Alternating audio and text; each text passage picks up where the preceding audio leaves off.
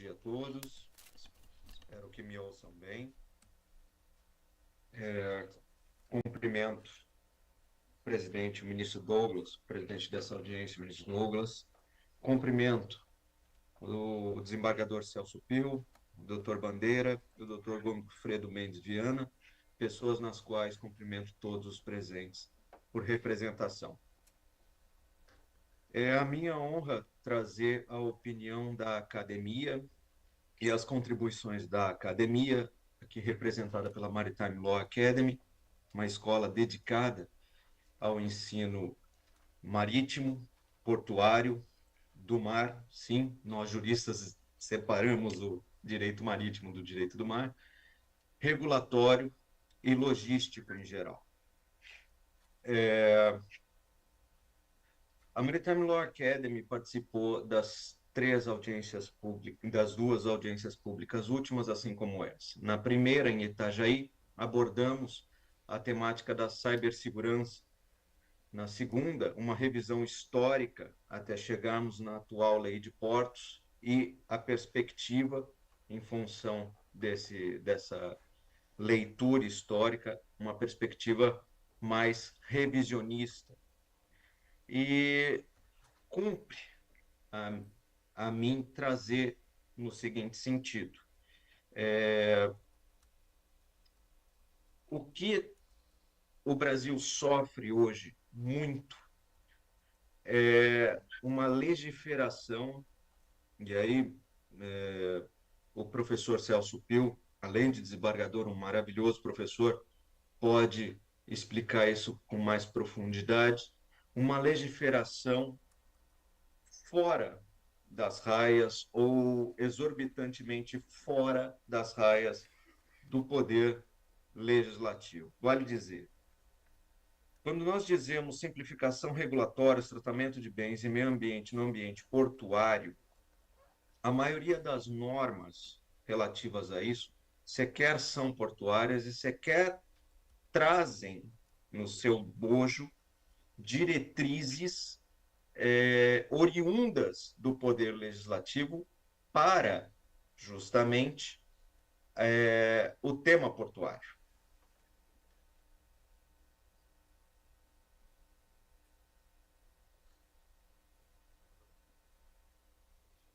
O que eu quero dizer com isso? Ao trabalharmos uma nova regulamentação portuária, uma nova lei portuária ou uma revisão da que já existe, nós temos que ter em perspectiva que é uma intervenção do domínio econômico. É uma intervenção do domínio econômico que vem desde o primeiro governo Vargas, tá? E o olhar microeconômico, o olhar para o porto como uma unidade de produção é necessário por comando constitucional. 3 inputs, 2 outputs na fórmula microeconômica. Os inputs são as matérias-primas, o meio ambiente, inclusive, aí temos que discutir dragagem nessa nova lei, as diretrizes de dragagem nessa nova lei. Ao invés de invadir a seara das leis de bioma ou do Código Florestal, vamos discutir a dragagem e as diretrizes ambientais de dragagem, aquilo que realmente é peculiar ao porto. Mão de obra, não só inerentemente portuária, é tradicionalmente dito aqui, capatazia, estiva, bloco, mas também aqueles que dão os demais apoios e os demais comandos da situação portuária, né? Médicos, técnicos em dados, gerentes e por aí afora. Como é que eles trabalham ali dentro? Essa mão de obra portuária não foi prevista na atual lei de portos e tem que ser trabalhada não por meios regulatórios infralegais, legais mesmo, pelo menos trazendo diretrizes para a gestão dessa mão de obra tão necessária, uma vez que a mão de obra portuária em si, pela mecanização, vai cada vez encolher mais em número, mas não em qualidade. Capital financeiro, o terceiro input, como é que ele entra, como é que ele se peculiariza ao porto, que política temos para o capital financeiro para as atividades portuárias, ele vai concorrer com outros capitais, ele vai ser restringido em relação a outros capitais. Vamos aumentar nosso porto, vamos aumentar o investimento no capital financeiro ou vamos jogar para as outras áreas, tá? Com relação à unidade de produção portuária mesmo, né? Vai ainda manter o mesmo escalonamento em tipos? Vamos falar de TUP, vamos falar de P4, vamos falar de porto organizado, ou vamos estabelecer novos tipos ou tipo nenhum? Vamos falar de instalação portuária, unidade de produção de serviço portuário pura e simples, privada ou pública. E dentro da unidade de produção, né, vamos centralizar os comandos ou descentralizar os comandos, né? Em conversa com a Secretaria Nacional de Portos, inclusive com o seu representante atual, que tenho muito respeito, ele falou: hoje as autoridades portuárias, elas não são síndicos, elas são zeladores. Todos os comandos e todas as diretrizes para todos os portos do Brasil saem de Brasília. E aí eu pergunto, será que na relação porto-cidade, tão importante para o funcionamento do porto e da própria cidade, Brasília está consciente do que acontece nos 5 portos do Rio, sob a autoridade portuária do Rio de Janeiro? Um deles desativado, inclusive, Porto do Forno, né? Será que ela sabe essas peculiaridades todas com relação ao Porto de Santos, com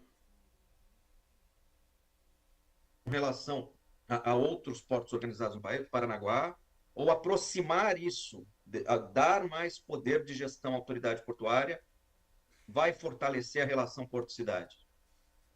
Então, o que a academia pede é uma coerência nesses diversos pontos, já que é uma intervenção no domínio econômico, uma coerência normativa com todo o universo normativo que faz a gestão desses demais pontos. Os palestrantes que me antecederam, especialmente o palestrante da Abratec, colocou muito bem que há um conflito regulatório. Esse conflito existe. Nós não queremos, na academia, necessariamente torcer para um dos lados. Não é o nosso papel. Nosso papel é observar o fato, descrever o fato, tirar uma hipótese do fato e confirmar essa hipótese do fato para a produção de alternativas solicitadas ou não diante de um objetivo posto. Então, é um caráter muito mais científico. O lobby é normal, o lobby é uma manifestação, acima de tudo, democrática pelo que apoiamos, mas não estamos interessados nisso. Estamos interessados em coerência, tá? Que não haja um conflito regulatório entre CAD e ANTAC, que no final vai ser decidido pelo judiciário. A harmonia dessa pletora normativa, né, dá segurança, evita uma decisão monocrática, menos democrática, embora republicana, de um juiz togado. Porque no final ele vai ter que decidir, só que ele não foi eleito por ninguém. Evita a legiferação judiciária, que tem que judicar, não legislar, né? E este, reparem, é um ambiente cujas bases sólidas são necessárias, as bases jurídicas sólidas e estáveis são necessárias, porque porto, predominantemente, é comércio. Entre 25% a 1/3 da economia nacional passa por um porto só. Então, será que, se estabilizarmos a norma, se o administrador do terminal de container pensar menos em regulação e pensar mais em projetos, ou seja, desenvolver a partir da lei um planejamento, será que não temos um melhor desempenho portuário e evitaríamos até de rediscutir uma futura lei portuária num espaço histórico de tempo tão curto? Precisamos de estabilidade portuária, a clareza dessa nova normativa proposta pelos senhores. E não só a clareza, aí é um pedido da academia, a harmonia dela com as demais normas que regulam os inputs e os outputs dessa unidade de produção de serviço chamado porto, vai dar bases ao desenvolvimento dessa atividade econômica dessa logística portuária, tá? Leis que guardam sintaxe. No internacional, Montego Bay 82, aqui eu vou falar só as principais. E o sistema IMO, SOLAS, STCW, Marpol, MLC 2006. Muitas das vezes nós conflitamos com essa lei. Vide o caso Sracani em 2021. Né? Nós não tínhamos nem a MLC para aplicar, ela foi aplicada como diretrizes dentro de um termo de ajustamento de conduta. Segunda, nacional. Como é que a nova lei vai se relacionar com a reforma tributária e principalmente com os poderes da Receita Federal, também colocados aqui pela Abratec? Não estou falando que guarda a razão a Abratec, mas ela identificou um fato, e é um fato relevante, é um fato de conflito. A gente tem que harmonizar as duas leis para que a finalidade de intervenção no domínio econômico se cumpra. CAD, Sistema de Defesa Econômica, leis de bioma e Código Florestal, nova lei de licitações de contratos públicos. Nova lei de licitações de contratos públicos, é importante pensar o seguinte: quando essa nova lei, quando a atual lei de portos, antigamente chamada nova lei de portos, veio à tona, os administrativistas não conseguiam classificar o arrendamento em lugar nenhum. Foi a partir de uma construção jurisprudencial, aproximando o arrendamento a outras figuras de direito administrativo, que trabalhou-se uma estabilidade do arrendamento. Mas quanto se sofreu juridicamente para entender o arrendamento? Por que não utilizar os termos unívocos e se criar um sistema novo que o explique por completo na lei? Como é que vai se relacionar com o Código Civil atual e o que está em tramitação no Congresso? Afinal, os contratos vêm de lá. Como é que vai se relacionar o atual Código Comercial, que data que foi sancionado por Dom Pedro II, né? E o que está em tramitação no Congresso? Como é que vai se relacionar com a nova lei marítima em tramitação no Congresso? E mais, com o direito penal também. Lembrando que até hoje o Brasil não tem uma definição interna do crime de pirataria.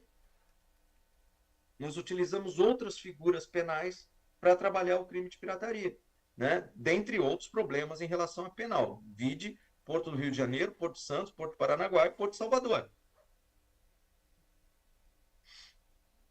E as legislações subnacionais, os planos diretores e as metropolizações.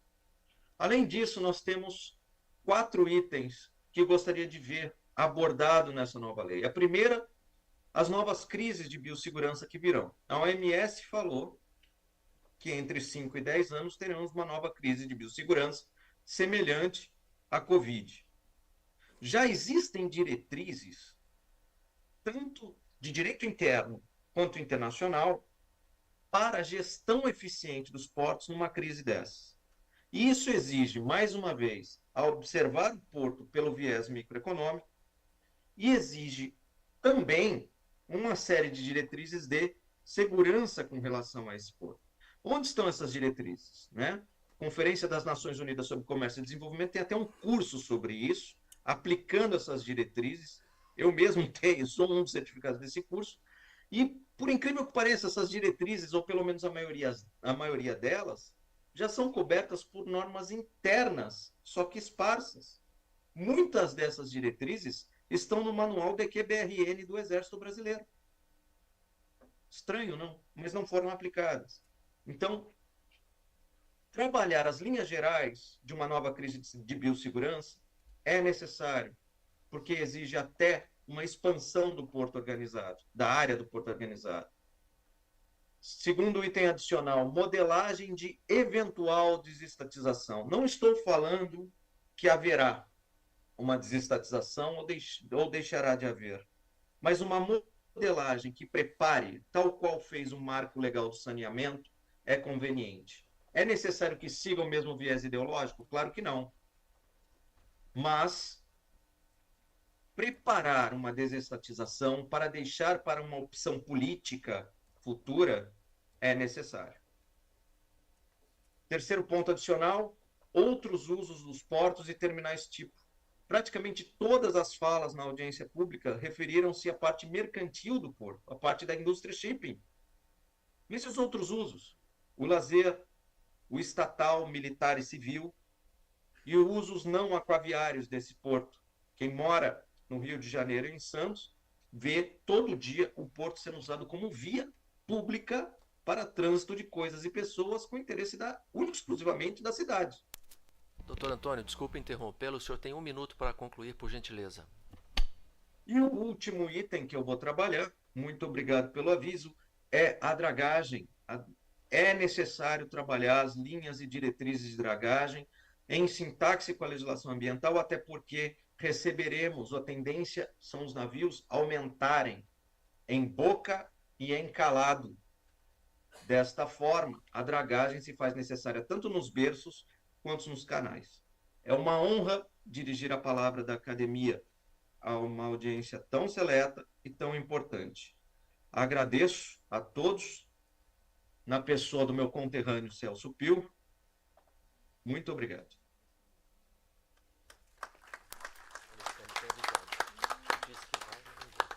Agradeço, doutor Antônio, pela contribuição.